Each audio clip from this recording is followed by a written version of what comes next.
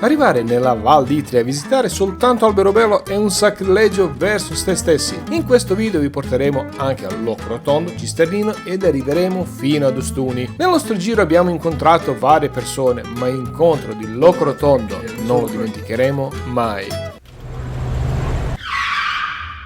Come potete vedere dal nostro parabrezza, anche stanotte ha piovuto sabbia. Noi lasciamo questo comodissimo parcheggio di Monopoli e andiamo verso Alberobello. Ho dovuto fermarmi lungo la strada perché gli uliveti sono pazzeschi. Questo qua sembra così vecchio che potrebbe raccontarti intero Signore degli Anelli.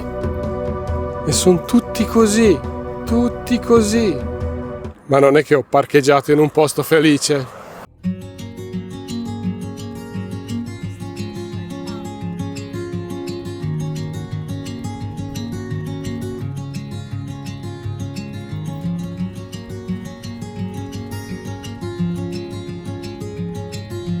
Si intravedono i primi trulli.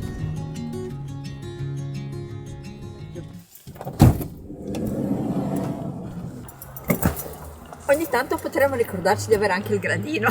Il meteo sta minacciando, ma non ci lasceremo intimidire.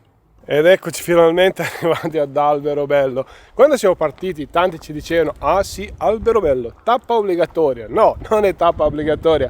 Non abbiamo le tappe obbligatorie, abbiamo soltanto quelle desiderate. Siamo appena usciti dall'area sosta. Qui c'è questo bellissimo orto e primi avvistamenti. Oh, ma qui c'è trullo sotterraneo?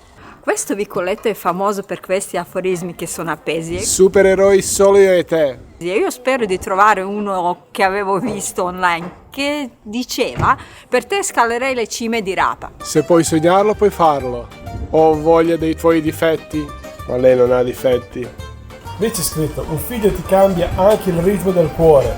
2 tachicardia. Sono stabile come i pomodori sulla frisella. Lo adoro. Adesso andiamo a vedere il trullo sotterraneo e i ragazzi ci spiegheranno tutto. Questo è un trullo risalente al 1600 originale, infatti le scale sono originali di quell'epoca. Si può vedere il muro che è di 1 metro, 1 metro e mezzo, questo perché serviva nella coibentazione dell'ambiente. È fresco d'estate ma caldo d'inverno. Non so se notate questo cambio di temperatura. Sì, infatti.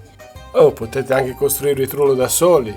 Appunto, come hai fatto un 3 trullo? strati, guarda, di pietra, interno, Ok. esterno, al centro lo scarto della lavorazione della pietra che fa da isolante. A salire con il cono, guarda un po', sempre la stessa pietra, lavorata in modo diverso, all'inizio sempre bianca, scura e dura col passare degli anni. E all'interno la casa era composta in questo modo, guarda un po'. La parte sotto, dove c'era un letto, il tavolo dove si pranzava e il focolare dove cucinavano. Sopra con la scala il soppalco dove si poteva mettere un altro letto oppure come dispensa, guarda un po'. Sotto al trullo la cisterna, E sono arrivati i ragazzi di Napoli a rubarci la scena. Ovviamente tutto quanto fatto a secco. Tutti lo sanno che i trulli sono fatti a secco, però comunque è meglio precisare che non viene utilizzato nessun tipo di malta, soltanto le pietre incastrate una sull'altra. Incastrate così. Ma la vera arte sta di finirlo in punta che non crolla. Rione Monte è quello più esteso, quello più visitato dai turisti, dove si trovano tutti i negozi e botteghe, ma noi nel frattempo abbiamo trovato una via dove non c'è nessuno.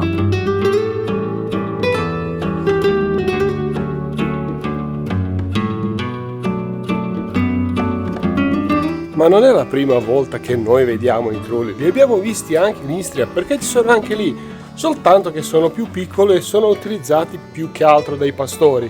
Ma non è neanche strano, perché comunque i trulli sono costruzioni a secco e le costruzioni a secco, soprattutto i muri, li trovate in tutta l'Europa. Però l'Alberobello è la capitale dei trulli.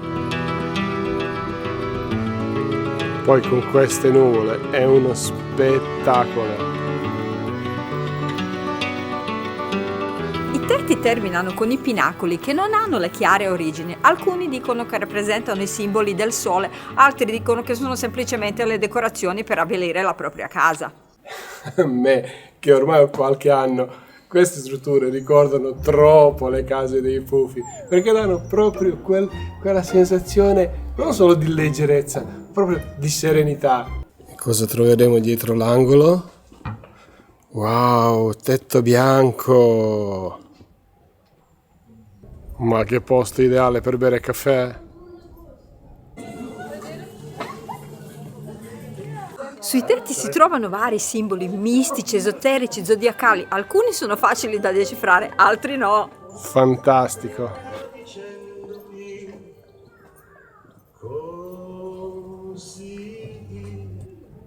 C'è pure albero della vita in mezzo ai tetti. È uno dei nostri scrittori preferiti. E visto che siamo nella zona bed and breakfast, è giusto dirlo che nei trulli potete anche dormire, pernotare, e nonostante fuori siano le abitazioni che appartengono proprio a un'altra epoca, dentro, Godono di qualche comfort in più. e questo sembra veramente appartenere ad un'altra epoca. E qui abbiamo anche il tetto bicolore. E come ci ha spiegato il ragazzo del trullo sotterraneo, anche, chiamiamole tegole, le pietre del tetto sono le stesse pietre che hanno utilizzato per il resto del trullo, solo con il tempo si sono scurite. E qui troviamo altri simboli. Wow! E questa è proprio una visione da cartolina. Ma guarda qua quanti simboli! Il sole l'occhio, il sole era l'augurio alla vita, la luna prosperità per il raccolto, per la semina, per l'abbondanza, Marte simboleggiava la forza, i pianeti. Invece i simboli dei pinacoli. I pinnacoli non è stato trovato nulla di documentato e ipotesi ce ne sono tante, ma quelle più accreditate sono quelle della firma del costruttore oppure soltanto un fatto decorativo. Ragazzi, è una delle più belle chiese che abbia mai visto. La chiesa di San Antonio è ultima abitazione fatta a Trullo qua ad Alberobello, ma non sembra neanche una chiesa, sembra un piccolo condominio. Sono arrivati anche i ragazzi. In questa zona ogni trullo è una bottega, devo dire che stanno proprio bene. Guarda la bambolina di Tama. L'ultima volta le ho viste a Plzeň, Repubblica Ceca. Cioè Pilsen, quando siamo andati nella birreria Pilsner Urquell. Questa lì è troppo bella, probabilmente più bella che abbiamo visitato.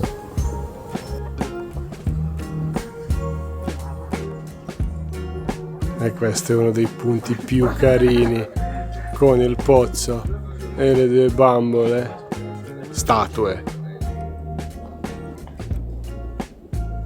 Abbiamo trovato anche il trullo siamese, ma è chiuso.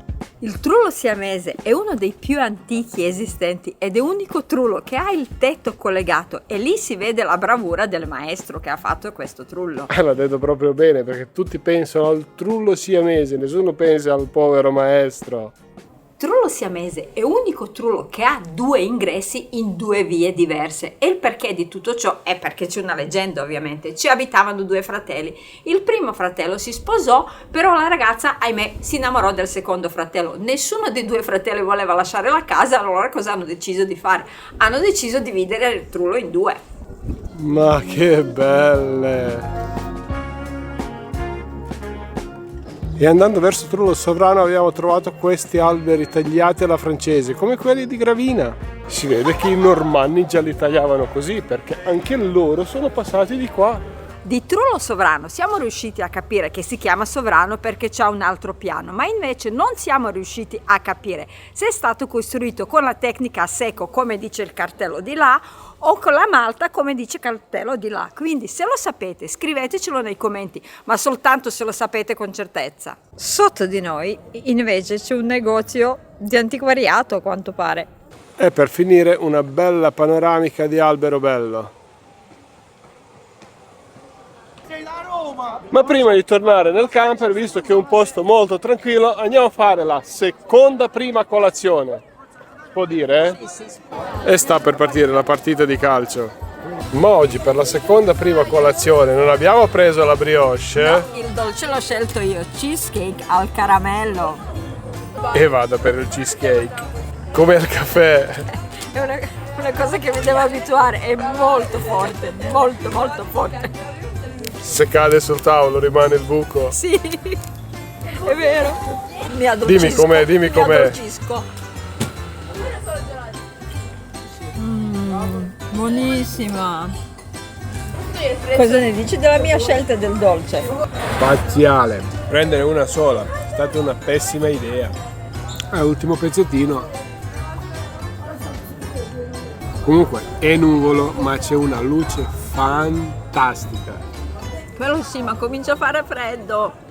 The next day. Noi abbiamo sostato qua, caricato, scaricato e adesso andiamo avanti. E questo è uno di quelli che vi dirà: io ho dormito davanti a un trullo. Intanto godiamoci il paesaggio.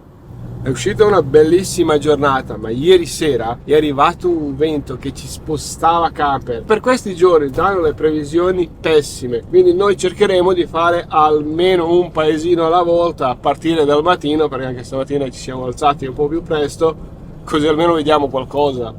E come da consuetudine parcheggiamo vicino al Camposanto. Sapete perché ci siamo fermati a Locorotondo? No, non perché è un posto, diciamo, di quelli da visitare, famoso, ma perché abbiamo letto una frase che ci ha colpito. E la frase dice: sapete qual è il bello di Locorotondo? È che quando vai via, nella gente, nelle piante, nella terra, rimane qualcosa di tuo ad aspettarti. E allora, come facevamo a non venire? È comunque uno dei posti più belli di Val d'Itria e appartiene ai borghi più belli d'Italia. E dopo ben 2 minuti siamo arrivati al centro storico. E prima cosa in quale ci siamo imbattuti dopo 2 minuti è la chiesa della Madonna della Greca, che è talmente antica che ancora non sono riusciti a stabilire le sue origini. Ma che bel rosone in pietra! Ormai si sa che non visitiamo tutte le chiese sul nostro cammino, ma in questa vi devo portare. Antichità trasuda da ogni pietra. Un altare così non si vede tutti i giorni. Questo sembra proprio un cavaliere templare. E abbiamo anche San Giorgio. E qui vediamo anche un affresco. Questo vuol dire che i muri una volta erano affrescati, o almeno c'era la malta, non era la pietra viva. E si incomincia a salire.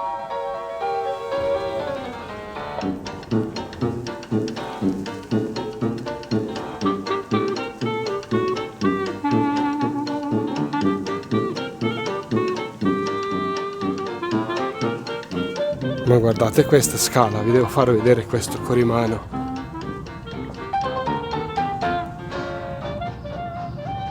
Lo so che sono salito in casa di qualcuno.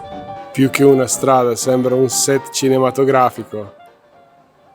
In questa piccola piazzetta abbiamo subito trovato le abitazioni tipiche, per quali dicono che nascono addirittura prima dei trulli. La differenza dei trulli è che li usavano come abitazioni e che hanno il tetto spiovente. E per quanto si vede e capisci da qua, i tetti sono sempre fatti a secco. A quanto pare venivano quasi sempre costruite su 2 piani e all'interno avevano le scale strettissime, tipo quelle che abbiamo visto in Olanda. Dirò anche un sacrilegio, ma queste 2 punte hanno qualcosa d'olandese? Ma in compenso questa qua è Italia pura 100%. Questo vicolo è talmente bello che ci si potrebbe stare dentro ore e ore ad ammirarlo.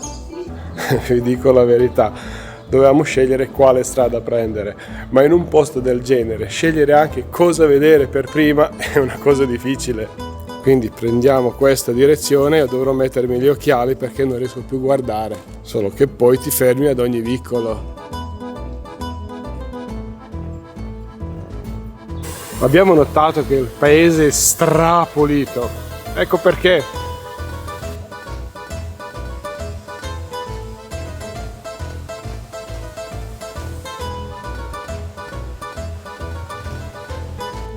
Madonna, quanto è bello. E in ogni luogo una bici. Ma io adoro le bici utilizzate come decorazioni.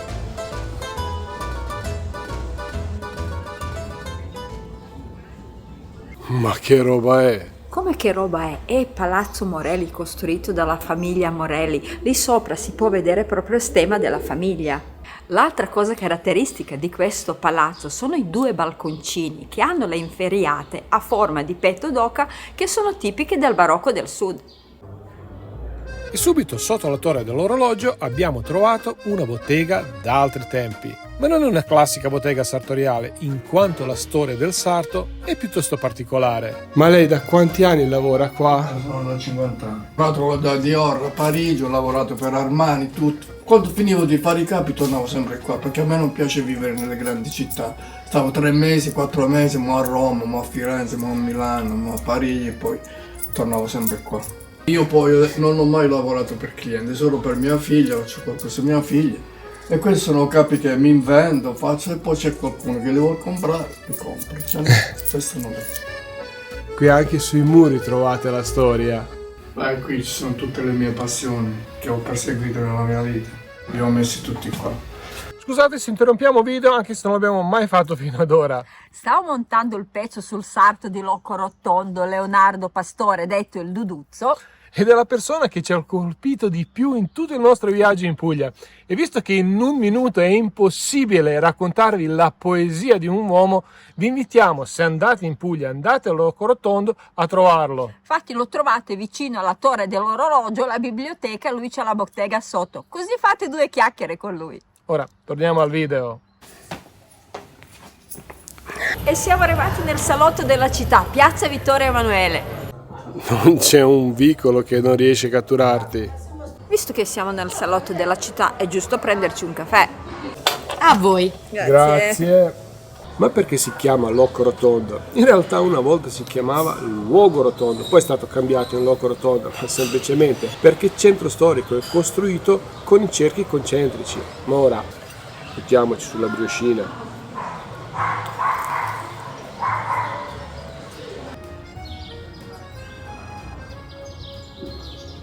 Anche da qua si capisce che questa è una città con centro storico rotondo. Da qua potete ammirare tutta la Valle d'Itria e soprattutto tantissimi trulli.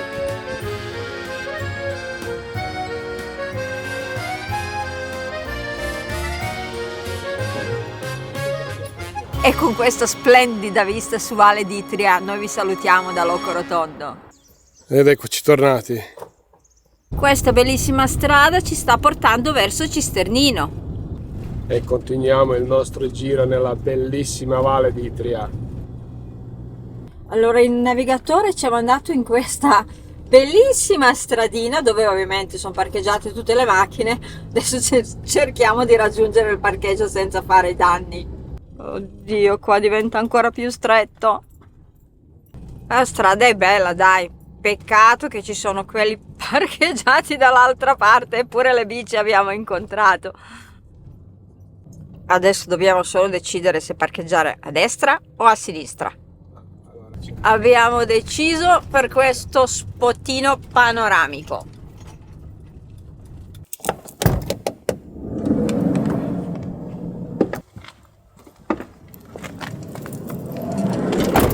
Oggi con il gradino.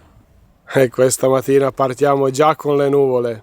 Prima di partire abbiamo letto che a Cisternino, non avendogli trulli di Alberobello, case, come si chiamano? Commerse di Locco Rotondo. Ecco, quelle case lì, e soprattutto non avendo le case bianche di Ostuni, hanno deciso di rendere la loro città come un set fotografico, dicono è che tra le più accoglienti della Valle d'Itria.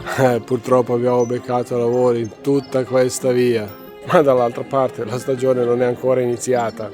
Cisternino non è stata creata dagli architetti, ma dai stessi cittadini che hanno cercato tra le vie strette, tra i piccoli balconcini, di creare questi spazi di condivisione. La stessa cosa l'abbiamo vista a Zagarolo per quanto riguarda spazi e condivisione, ma con una enorme differenza, che lì è stato tutto progettato a tavolino per creare una città, non mi ricordo come dicevano, perfetta? Sì. Però quella di Zagarolo ve lo raccontiamo un'altra volta. E dalla porta piccola entriamo nel centro storico. Madonna, guarda che bello! E siamo sotto l'antico palazzo del governatore. Così ristrutturato, è proprio un bijou. E cercando di capire cosa ci dicono le nuvole, ho trovato questa scritta qua. E subito qua abbiamo un'altra. Qui ogni commento è superfluo.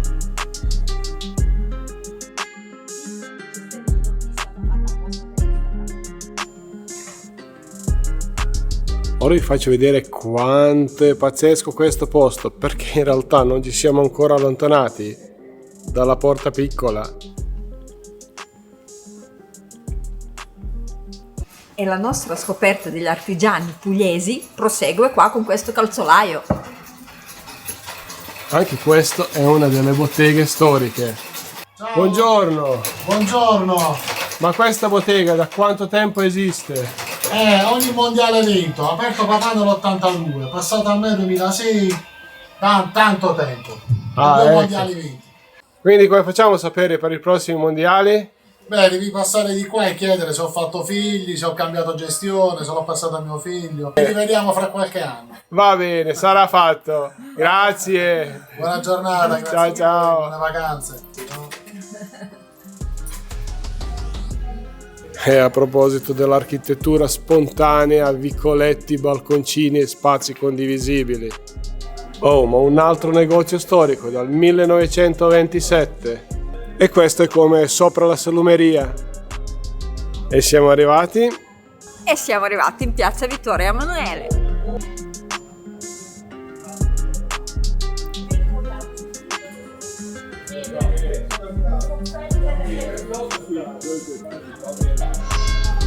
Già mezzogiorno.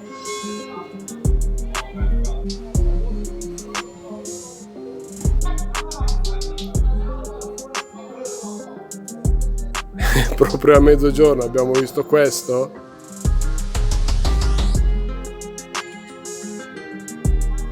E che dire, anche questo posto ci rimarrà sicuramente nel cuore. Bella zio! E si sta già nuvolando di brutto.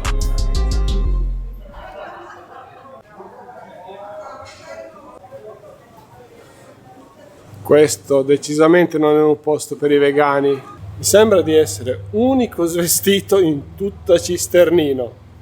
Siamo sempre lombardi. E con queste nuvole come sfondo, anche la visita a Cisternino la finiamo con bellissima vista sulla Valle d'Itria. E quel paese lì che si vede all'orizzonte è il Loco Rotondo. Eh sì, siamo arrivati fino ad Ostuni e il brutto tempo ci ha aiutato a evidenziare il bianco dei muri. In seguito ci spostiamo verso Brindisi e poi andremo a Lecce a mangiare la puccia e non solo. Ora, se ci meritiamo, ci lasciate un bel mi piace, iscrivetevi al canale e cliccate sulla campanellina per non perdervi altri contenuti del genere. E alla fine, se vi va, lasciateci anche un commento. Alla prossima!